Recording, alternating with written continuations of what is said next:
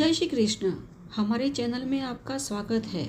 आज हम जानेंगे कि श्रीमद् भागवतम का हमारे जीवन में क्या महत्व है। श्रीमद् भागवतम जिसमें भगवान श्री कृष्ण की अनेक लीलाओं का वर्णन किया गया है और यही भगवान श्री कृष्ण की मनमोहक लीलाएं सुनकर हमारा मन आज भी प्रफुल्लित हो जाता है। श्रीमद् भागवतम जो हमारा वैदिक और धार्मिक ग्रंथ है, इसके बारे में तो हमने कई बार सुना और पढ़ा भी होगा, किंतु यह अद्भुत और दिव्य ग्रंथ हमारे जीवन में किस प्रकार बदलाव ला सकता है और इसका महत्व क्या है, यही आज हम जानेंगे। तो चलिए आज के वीडियो का आरंभ करते हैं। तो इसे सुनने के लिए अंत तक हमारे साथ जुड़े रहना और इस चैनल को सब्सक्राइब भी कर लेना, जिससे कि हमारे द्वारा आने वाले सभी वैदिक और प्रमाणभूत रसप्रद कथाएं आप बिना किसी रुकावट के निरंतर सुन सकें। तो चलिए आज की कथा का आरंभ करते हैं। महर्षि व्यास कहते हैं, जिसका स्वरूप सच्चिदानंद घन है, जो अपनी सुंदरता और माधुर्य से सभी के मन को अपनी ओर आकर्षित करते हैं और अंततः सुखों की वर्षा सदैव करते रहते हैं, जिनकी शक्ति से इस संसार की उत्पत्ति, स्थिति और विनाश होता है। हम उनकी भक्ति का आनंद ले सके, इसीलिए हम भगवान श्री कृष्ण को निरंतर प्रणाम करते हैं।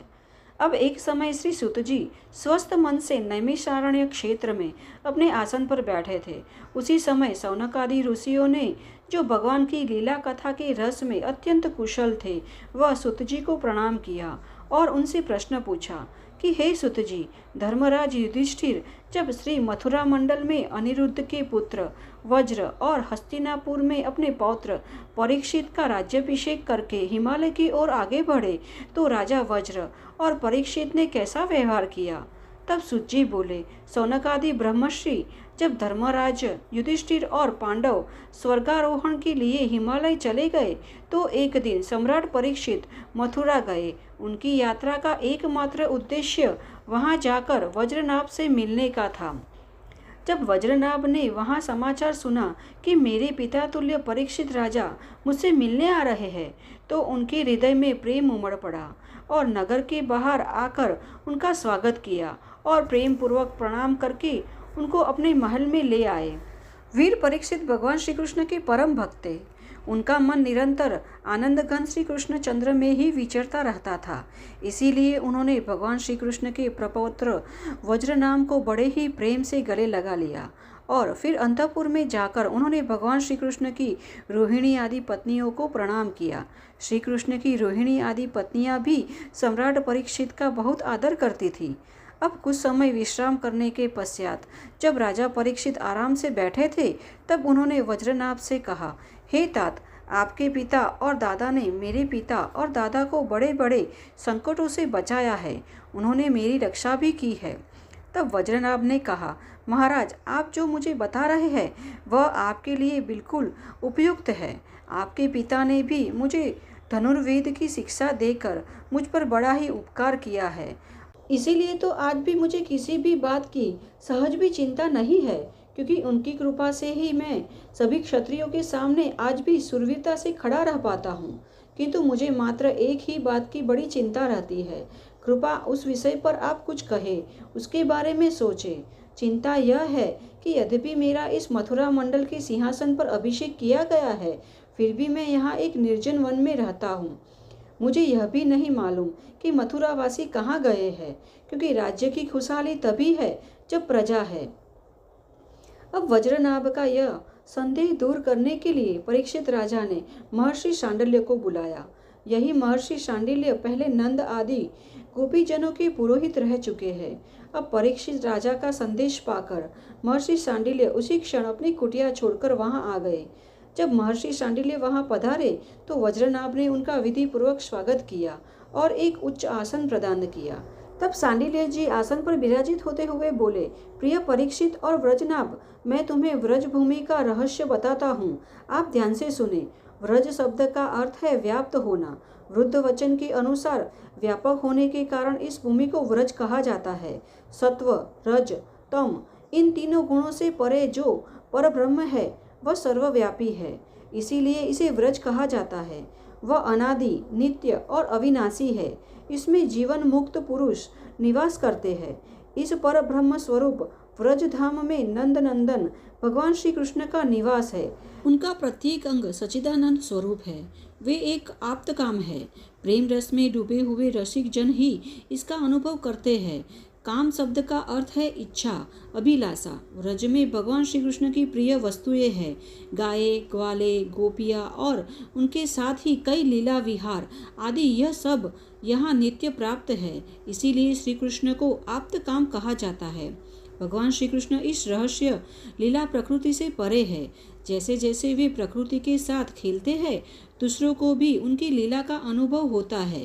प्रकृति के साथ होने वाली लीला से ही रजोगुण, सत्वगुण और तमोगुण के माध्यम से सृष्टि, स्थिति और प्रलय की प्रतीति होती है। इस प्रकार यह निश्चित है कि भगवान की लीला दो प्रकार की है, एक वास्तविक और दूसरी व्यवहारिक। वास्तविक लीला स्वयं वेद है, अर्थात इसे केवल स्वयं भगवान और उनके समर्पित भक्त ही जानते हैं। जीव के समान जो लीला होती है वह व्यवहारिक लीला है। वास्तविक लीला के बिना व्यवहारिक लीला नहीं हो सकती, किंतु व्यवहारिक लीला कभी भी वास्तविक लीला के क्षेत्र में प्रवेश नहीं कर सकती। आप दोनों भगवान की जो लीला देखते हैं वह व्यवहारिक लीला है। यह धरती और स्वर्ग इसी लोक के अंतर्गत है। इसी पृथ्वी पर यह मथुरा मंडल है। यही वह व्रजभूमि है जिसमें भगवान की वास्तविक रहस्य लीला गुप्त रूप से घटित होती है। वे कभी कभार सभी प्रेमी हृदय भक्तों के बीच देखे जाते हैं। कभी कभार 28वें द्वापर युग के अंत में जब भगवान की रहस्य लीला के आधिकारिक भक्त यहाँ एकत्रित होते हैं, जैसे कि कुछ समय पहले हुआ था, भगवान अपने अंतरंग परिवार के साथ अवतार लेते हैं। उनके अवतार का उद्देश्य यही है कि रहस्य लीला के आधिकारिक भक्त भी उनके अंतरंग परिवारजनों के साथ लीला रस का आस्वादन कर सके। इस प्रकार जब भगवान अवतार लेते हैं, उस समय भगवान के शुद्ध भक्त भी अवतार लेते हैं। उसी समय भगवान के अत्यंत प्रिय देवता और ऋषि आदि भी पृथ्वी पर चारों ओर अवतार लेते हैं। अभी जो अवतार धारण किया था उसमें भगवान ने अपने सभी भक्तों की अभिलाषा पूर्ण कर अब वह अंतर ध्यान हो चुके हैं। और इससे यह निश्चित है कि यहाँ पहले 3 प्रकार के भक्त उपस्थित थे, इसमें कोई संदेह नहीं है। यह 3 प्रकार के भक्तों की पहली श्रेणी में वे है जो भगवान के शाश्वत अंतर्गत पार्षद है, जो भगवान से कभी अलग नहीं होते। दूसरे वे है जो ईश्वर की आंतरिक लीला में प्रवेश की इच्छा रखते हैं। और तीसरे प्रकार में देवता आदि आते हैं। इसमें से जो देवता आदि के अंश से अवतरित हुए थे, उन्हें भगवान ने पहले ही व्रजभूमि से हटाकर द्वारका में भेज दिया था।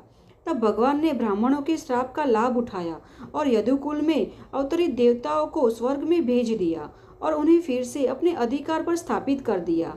और जो लोग एकमात्र भगवान को प्राप्त करना चाहते हैं, उन्हें प्रेमानंद स्वरूप बनाकर भगवान श्री कृष्ण ने सदा के लिए अपने पार्षदों में शामिल कर लिया है।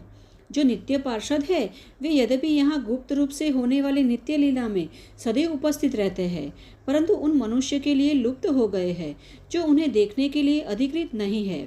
जो व्यवहारिक लीला में स्थित है वे शाश्वत लीला को देखने के लिए अधिकारी नहीं है। इसीलिए यहाँ आने वाले सभी को चारों ओर निर्जन वन सुना ही सुना दिखता है। संपूर्ण मार्ग एक निर्जन वन की तरह दिखाई देता है, क्योंकि वे वास्तविक लीला में स्थित भक्तजनों को नहीं देख पाते। अतः व्रजनाभ, आपको बिल्कुल भी चिंता करने की आवश्यकता नहीं है। मेरी आज्ञा से आप यहाँ बहुत से गांव बसाए। ऐसा करने से आपकी सभी मनोकामना अवश्य पूर्ण होगी। जहाँ भगवान श्री कृष्ण ने लीला की है उसी अनुसार आप उस स्थान का नाम रखकर आप अनेक गांव बसाए और इस प्रकार दिव्य व्रजभूमि की भली प्रकार से सेवा करते रहे। गोवर्धन, मथुरा, गोकुल, नंदगांव और बरसाना आदि स्थानों में आपको अपने लिए शिविर बनानी चाहिए और भगवान की लीला स्थान, नदी, पर्वत, घाट उन स्थानों पर रहना चाहिए। सरोवर, तालाब तथा कुंज, वन आदि की सेवा करते रहना चाहिए। ऐसा करने से आपके राज्य में प्रजा अत्यंत संपन्न होगी और आप भी प्रसन्न होकर सुखपूर्वक शासन कर सकेंगे। यह व्रजभूमि सच्चिदानंदमय है, इसीलिए आपको प्रयत्नपूर्वक इस भूमि की सेवा करनी चाहिए।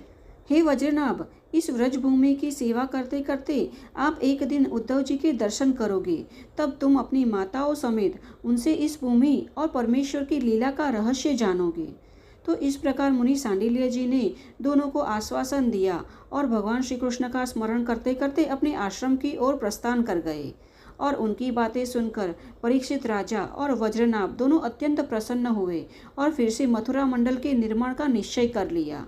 तो यह थी आज की हमारी कथा। यह कथा आपको कैसी लगी ये हमें कमेंट बॉक्स में लिखकर अवश्य बताना, और अच्छी लगी है तो एक लाइक अवश्य करना, क्योंकि आपका एक लाइक हमें ऐसी ही वैदिक और धार्मिक कथाओं का प्रचार करने में प्रोत्साहित करती है।